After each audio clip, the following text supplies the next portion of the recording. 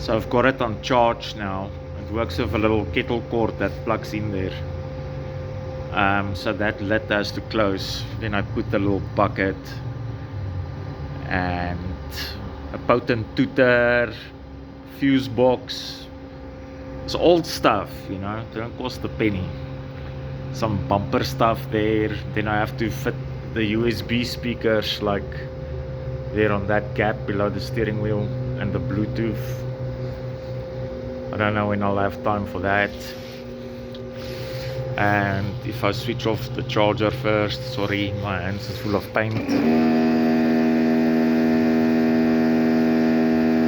It's not very fast. If it's got a load, it's gonna be a lot slower. It's got no brakes, no backwards. It's only forward.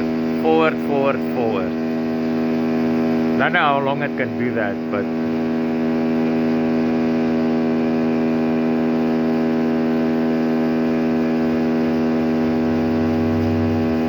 I assume it's for a long time.